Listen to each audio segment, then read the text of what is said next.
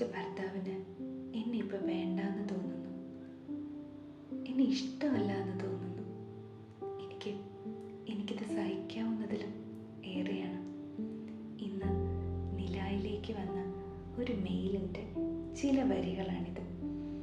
Mail പൂർണ്ണമായി ഞാൻ നിങ്ങളെ വായിച്ച് കേൾപ്പിക്കട്ടെ. ഹലോ, ആദ്യമൊക്കെ ഞാൻ വിചാരിച്ചത് ഫേക്കാണെന്നാണ്.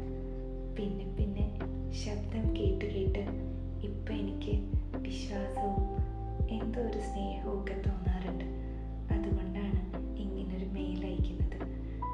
ഈ മെയിൽ കാണുമെന്നൊന്നും എനിക്കറിയില്ല. കണ്ടാൽ ഉറപ്പായും രാത്രി ഇതൊന്ന് വായിക്കണം. ഞാനിത് കേൾക്കാൻ കാത്തിരിക്കും. എൻ്റെ ഭർത്താവും ഞാനും ഒരുപാട് നാൾ പ്രേമിച്ച് സ്നേഹിച്ച് ഇഷ്ടപ്പെട്ട് വീട്ടുകാരുടെ എതിർപ്പുകളെയൊക്കെ അവഗണിച്ച് വീട്ടുകാരെ കൊണ്ട് പിന്നെ സമ്മതിപ്പിച്ച് ഒന്നായവരാണ്. എന്നാൽ ഇന്ന് അദ്ദേഹത്തിന് എന്നെ വേണ്ട എന്നെനിക്ക് തോന്നുന്നു.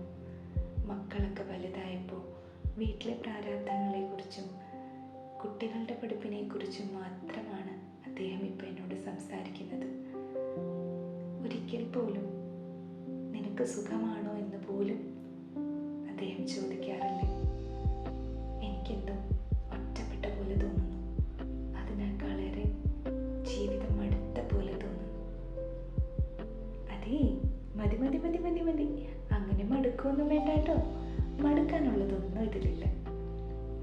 ഈ പറഞ്ഞതൊക്കെ ഞങ്ങളെല്ലാ ഭാര്യമാരും ഒന്നല്ലെങ്കിൽ മറ്റൊരർത്ഥത്തിൽ അനുഭവിച്ചു കൊണ്ടിരിക്കുന്നവരാണെന്ന് നിങ്ങൾ ഭർത്താക്കന്മാരൊന്ന് മനസ്സിലാക്കണം. ഞങ്ങൾക്ക് ഒരുപാട് വലിയ സമ്മാനങ്ങളൊന്നും നിങ്ങൾ കൊണ്ടുതരണമെന്നോ വിദേശ രാജ്യങ്ങളിൽ യാത്ര കൊണ്ടുപോകണമോ എന്നൊന്നുമില്ല. പക്ഷെ ഞങ്ങളെ നിങ്ങളൊന്ന് കേൾക്കണം എന്ന് ആഗ്രഹമുണ്ട്. നിനക്ക് എന്താ പറ്റിയെന്ന് ഒന്ന് ക്ഷീണിച്ചിരിക്കുമ്പോൾ ചോദിക്കണം എന്ന് ആഗ്രഹമുണ്ട്. ആ സമയം നിങ്ങളുടെ നെഞ്ചത്തോട്ടൊന്ന് തല വെച്ചിരിക്കാൻ ഞങ്ങൾക്ക് എന്ത് കൊതിയാണെന്നോ എന്ത് ആഗ്രഹമാണെന്നോ. സ്വർഗം കിട്ടുന്ന പോലെയാണ് ഞങ്ങൾക്ക് നിങ്ങൾക്കൊപ്പം ഇരിക്കാൻ കിട്ടുന്ന ഓരോ നിമിഷവും. അറിയാം, ഒരുപാട് പ്രാരാബ്ദങ്ങളുണ്ടെന്നും കുട്ടികളുടെ പഠിപ്പും ഒക്കെ.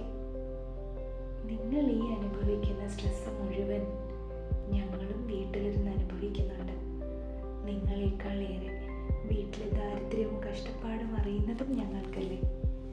കുട്ടികളുടെ പഠിപ്പും മാർക്കും ആദ്യം അറിയുന്നതും ഞങ്ങളല്ലേ. അതിൻ്റെ സൊല്യൂഷൻസ് കണ്ടെത്തുന്നതും ഞങ്ങളല്ലേ.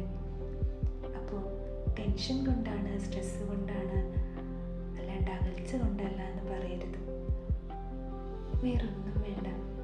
ഭാര്യയ്ക്ക് ഭർത്താവും ഭർത്താവിന് ഭാര്യയും മാത്രമേ കാണുള്ളൂ എന്നുള്ളതൊരു റിയാലിറ്റി ആണെന്ന് ഞാൻ പറയാതെ തന്നെ നിങ്ങൾക്കറിയില്ലേ. കുട്ടികൾ പറക്കം പറ്റുമ്പോൾ പറന്നങ്ങ് പോവും. നമ്മൾ ഈ കളിയുന്ന നല്ല സമയങ്ങൾ ഒന്നിച്ചിരുന്ന് ഒരു ചായ കുടിക്കുക, ഒന്നിച്ചിരുന്ന് ഭക്ഷണം കഴിക്കുക, കഴിഞ്ഞു പോയ പഴയ കാര്യങ്ങളെക്കുറിച്ച് സ്നേഹത്തോടെ ഓർത്ത് സംസാരിക്കുക, ഇത്രയൊക്കെ മതി ഒരു ഭാര്യയ്ക്ക്. അതിൽ കൂടുതലൊന്നും വേണ്ട. പക്ഷേ അതെങ്കിലും ഒന്ന് ചെയ്തു തരണം. പിന്നെ നിങ്ങൾക്കിഷ്ടമുള്ള കറികൾ വെച്ച് വിളമ്പുമ്പോൾ നന്നായിട്ടുണ്ടെന്നൊരു വാക്ക്, നീ കഴിക്കുന്നില്ലേ എന്നൊരു ചോദ്യം, സമയം ഒരുപാടായില്ലേ, കിടക്കാറായില്ലേ എന്ന് അടുക്കളയിൽ വന്നൊരു ചോദ്യം, പണിയൊക്കെ കഴിഞ്ഞോ എന്ന് പറഞ്ഞ കവളിലൊരു ചെറിയ തലവുളൽ. ഇതൊന്നും റൊമാൻറ്റിക് ലൈഫല്ല, ഇതൊക്കെ നെസസറി ഇൻ ലൈഫാണ്. സ്നേഹം പ്രകടിപ്പിക്കാനുള്ളതാണ്, സ്നേഹം അനുഭവിക്കാനുള്ളതാണ്. സെക്സ് മാത്രമല്ല സ്നേഹം എന്ന് പറയുന്നത്, ഇതുപോലെയുള്ള ചെറിയ ചെറിയ നിമിഷങ്ങളും കൂടെ ചേർന്നതാണ്. ഭർത്താക്കന്മാരോടാണ് ഞാൻ പറയുന്നത്, നിങ്ങൾ ഞങ്ങളെ പരിഗണിക്കണം. ഈ കുഞ്ഞു കുഞ്ഞു ആവശ്യങ്ങൾ ഞങ്ങൾ പറയാതെ കണ്ടറിഞ്ഞ് നിങ്ങളൊന്ന് ചെയ്തു തരണം.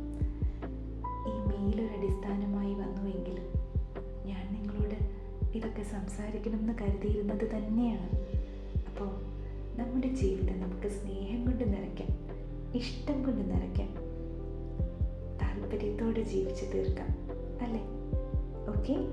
അപ്പോൾ ഞാൻ ഇന്ന് ഈ പറഞ്ഞ കാര്യങ്ങളൊക്കെ ഇഷ്ടപ്പെട്ടെങ്കിലേ ചെന്ന് പറയണം കേട്ടോ. എന്നിട്ട് ഒന്നിച്ചിരുന്ന് ഈ ഓഡിയോ കേൾക്കണം കേട്ടോ. അപ്പം ഞാൻ നാളെ വരാം. Good night. സബ്സ്ക്രൈബ് ചെയ്യാൻ മറക്കല്ലേ.